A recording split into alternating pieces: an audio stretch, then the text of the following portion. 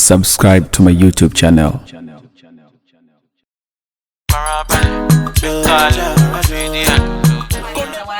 Harmonize from Tanzania. Yeah. So you dropped an EP today, and then Yeah. you decided to come hang out with me to say, hey, here's my EP and whatever. Well, congratulations on dropping your EP. Thank you. So tell me about the general working on this EP and why you chose to work on an EP as opposed to an album. I'm gonna drop the album, I think, on May. Oh, okay. But this time I decided to drop the EP. Interesting. I see.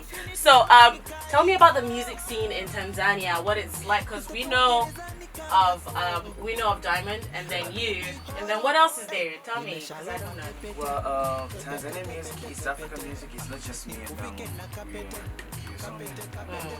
We got Rayvani, we got Bozo from every city was happy too. We got Rubber Lava, Quintalin, we got South Soul from Kenya. We got Vanessa from Tanzania too. So we're trying to do push our music, East African music, African music. I mean, that's the entire point of the entire movement, right? Pushing African music to the world. So, your EP, you have like a whole 3 Nigerian artists on your EP, and it's 4 tracks. Yeah. You have Burna Boy on it, you have Yemi Alade, and you have Mr. Easy. Are you leaning towards the Nigerian sound? This Africa is just the same. So the thing is, we're trying to connect our Africa, East Africa, and West Africa, and push our African music as well. That's the point. So someone like Bana, he's a very big African giant. Uncle Landa, Missy Easy, Yemi Alade, she's number 1 queen. So that's the point. To just connect, to make biggest bonding, so we can push our music. Right. I know you've worked with Yemi Alade before. Is this the first time that you've met or worked with Burna? Yeah, Yemi Alade this second time, but Burna is the first time. But in Burna we got like 4 tracks. You guys just expect more. Just more Harmonize and Burna, back to back. Yeah. That's amazing. So how did you meet Burna Boy? Because I see that you guys are like friendly on social and all that stuff. First of all, I just want to say shout out to Burna, King Burna. It was hard for me. Sometimes even me, I can't believe myself. I had to text him on DM like, yo, what's up, bro? I'm a Harmonize from Tanzania, so I want to do something with you. I was like, yeah, I know you, bro. I was in Kenya. Your music is playing there. Things, bro. So I sent it to him, my first song. Then he recorded it, he sent it to me. Then he told me, you know what, I think just come to Lagos so that we can vibe more.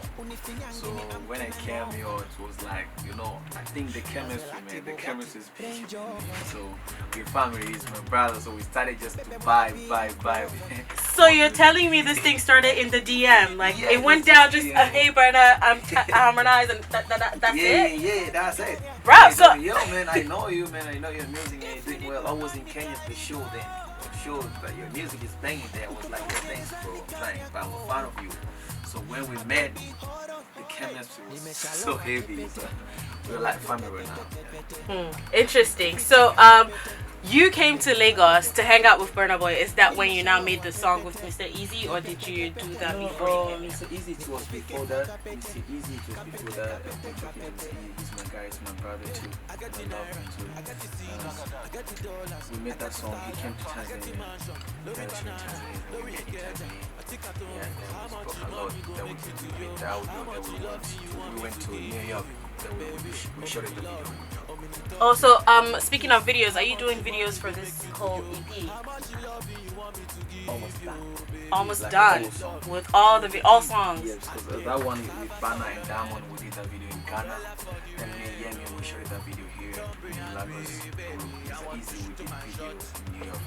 So almost done. You must be rich. Like you're traveling the world, doing videos everywhere. Is that how lovely it is to be signed to Wasafi? Because I mean, you must be rich, right? Is this label money or Harmonize money? No, it's not about money. The thing is, our content is real big. Right. Now a lot of people in the world, they are focusing on African music, so you have to give them good content. So that's what we do. So whatever you want to drop, but make sure this is clean and good. So I went to the tour America, then I met Mr. Easy. Mr. Easy told me that, yo, my G, I'm around. And we decided to shoot the video. Oh, well, that makes sense. Well, that makes sense. Now, speaking of content and creating things that are, original and authentic, I did see a video on your Instagram, and it was just like, it wasn't even like a studio, it was kind of like a bedroom.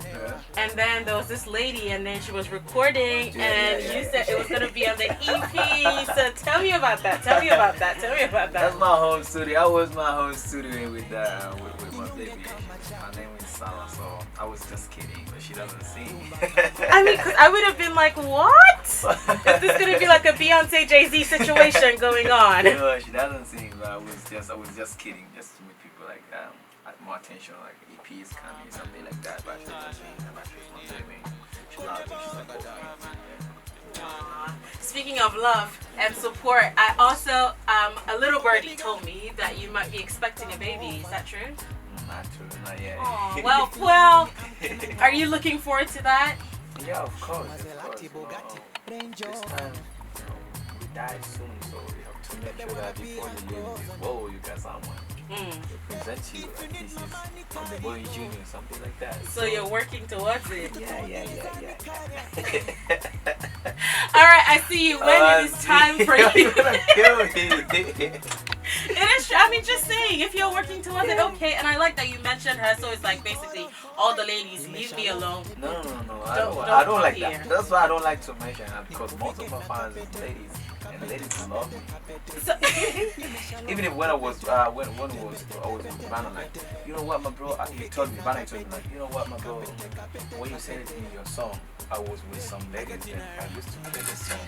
So ladies love your voice. That's why I didn't take it long to record. So most of my fans ladies. So that's why I don't want to mention my relationship when it comes to my music. But it just happened. It just happened. I mean, you're talking with Awazi, things will come out. You know?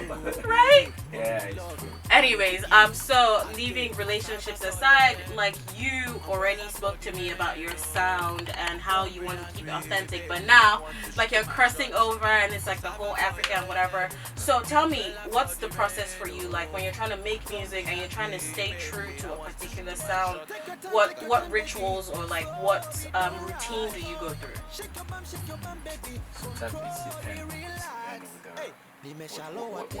what I'm planning.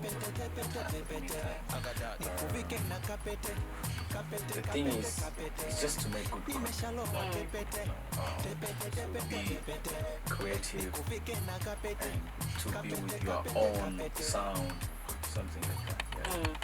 Yeah. Okay, so let's leave making music aside. What are your hobbies, your favorite pastime? What do you do when you're not making music? I love to play football, but sometimes I watch movies. There's football and movies.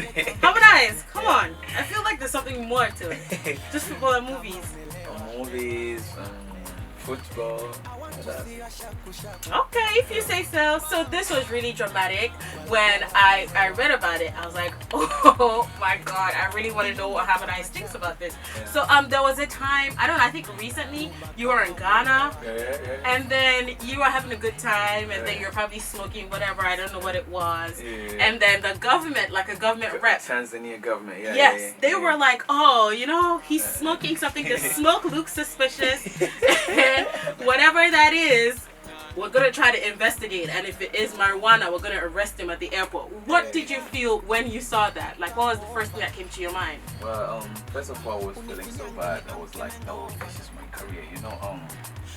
If people that know that you are using marijuana, you know, some people that can endorse you, you know, some companies never endorse you. Our country.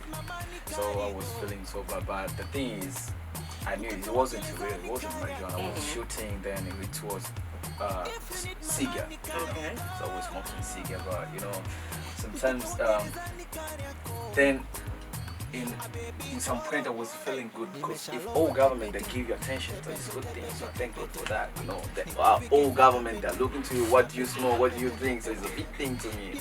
So at some points I thank God for that. Yeah, but so when I went to my country, then I used to go to the police station to ask me some questions. What's going on? I was like, yo, I was shooting the videos. That wasn't my journey. It was just cigar. That's what it is. And they let you go, is what it is. So is the government in Tanzania that really hard on the music industry? Yeah. They're trying to help us, trying to open some opportunities, you know. Thank God for that. So basically, they're not a limitation. They're more of like help. Like, They don't limit you guys to the things you can do and things you can't do. They more of help you. Is yeah, that they're just limiting some good things. It's not possible to pause when you use small guns and something like that. But even if you want to lead the song, you have to give them the songs. Like one of I think what we call it it's a basata. Basata is like department of music. So if you want to drop the song, you have to give them first, so that they can give you clearance and permission to drop the song. Even my EP, I wanted to drop last week, but because of that, it's taking a process. That's why I dropped it this week. Wow, that is crazy. Yeah. So you basically have to go through series and series of accreditation before you drop music. Does that affect your creative process? You just feel sometimes like, oh, man. Yeah, sometimes, but you have to follow the process. There's no way you can do it. Yeah, I guess. Okay, so that didn't happen. Thankfully, you weren't in trouble. But if you ever got in trouble, like if, for example, you landed in a police station for whatever reason, and like your friends and family were to be called, like, hey, Harmonize is in the station, come and get him. What do you think they would think you did? First of all, I was thinking someone because my mom should love me, but I used to tell her like I'm going to police station, so don't worry. Then my mom she told me like, are you going to do what? I told her like, oh, I'm just going there. And I asked me something. No, I saw it on social media. It's like you want to be arrested. I was like, no. They want to ask me some questions because I was shooting the video, then posted cigar, so they think maybe it's marijuana. So I'm going to talk to them. I said, okay, if that is okay. So I went there, and some friends, you know, that started to talk the same thing that he taught me, like, yo, Harmonize from police station, something like that. For me, it was so bad because it's my first time, but sometimes I give myself up like, yo, this is attention. I don't mind, you know? Yeah. So if you ever got arrested, like I'm just saying, like for me, if anyone arrested me now and I was in the police station and they called my mom, oh, your daughter's in the station, my mom would think that I said something wrong and that's how I got into the police station. Yeah, it's the same thing because same thing with you. They would just think that you said something wrong. Yeah, even my mom when I was in Ghana, after the governor announced that my mom should call me like, yo, what's going on? I tell her like, don't worry. It's alright. Yeah, we're good. You speak about your mom a lot, and I know that you come from like a humble background. Everything is chill. So, going from that to you, like right now you're a superstar. You're like, you know, shmoney, putting money everywhere. What's the one habit that you've never been able to leave? Like the one thing that you were doing since you were a kid up until now, you still do, you still continue doing? I love to joke. So no matter what I do, but when it comes to my family, I like to joke with my mom, you know. My mom, she called me daddy. So I love her because me and my mom and my daddy, they used to separate when I was 2 young. I was like 2 years old. So I was living with my mom, and our life was so hard. Before me became Harmonize, my life was so hard because I remember I used to sleep one room, me and my mom and my sister and my other father. It's not my real father, other one. So it was just one room. Okay. So I love my mom and she was taking care of me till now. Even if when I get money right now, when it's come to show that I get money, my mom's the first person that to tell me like, you know, this money, let's buy a house, let's do this. So my mom, I love her, so anytime I love to jump with her. That is so sweet. That is just so sweet. Are there any charities you're involved in, or is there any cause that is really special to you? Anything that you seriously try to push? is there any cause that is special to you? Anything that you're trying to push all the time? Like, oh, I'm advocating for this, or I'm donating to this charity, or I'm setting up this foundation. Is there anything like that that you have going on? Yeah, I used to do that back to back because I believe I came from the ghetto, I came from the street. Yeah. So I used to go somewhere around Dar es Salaam we call Kariako. It's a place that before I became Harmonize I was selling some stuff there, you know. So I used to go there and help my people now. I used to go there to give them help. You know, to help them is not just to give them money, no, but to help them, to give them hope like everything is possible. I was here like you, I was selling my stuff like you, I was selling water, I was selling drinks. You know, so just to go there to give them hope, you know what, work hard, everything is possible. Look at me now, you know, something like that. So I used to do that, but sometimes I used to do some charities. If you follow me on my Instagram, maybe you can see. So help people that need something. That's what I mean. Alright, well, let's go back to the music. What is your favorite track on this EP? Wow, that's a bad question.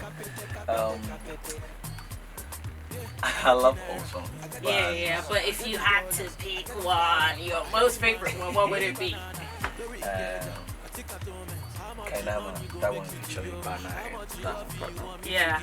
Because it's a big project to me, and I never had that biggest project because Bana is like king right now and king before.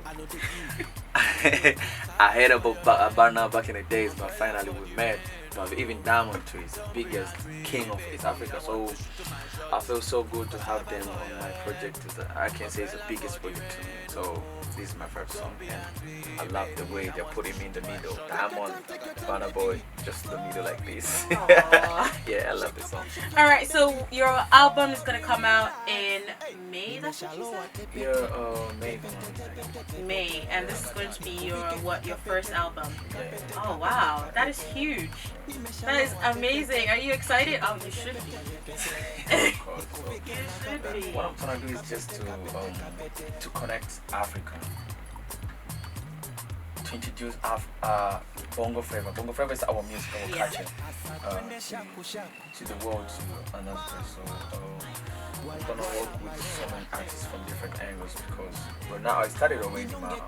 So I'm gonna have Morgan Heritage from Jamaica, some few artists from Nigeria, from South Africa, Zora aka too. So it's gonna be crazy. It does sound like it's gonna be crazy. Yeah. I'm looking forward to it, and I wish you all the best with all the tunes on this very album. All right, very nice catching up with you. Very nice sticking with me. My name is Awazi. This is Sound City Radio 98.5. We're powered by music, and don't forget, this is going up on our website, but don't forget to follow us on social at Sound City 985 FM, and you can follow me on social at TheAwazi. That is at the Awazi. Bye.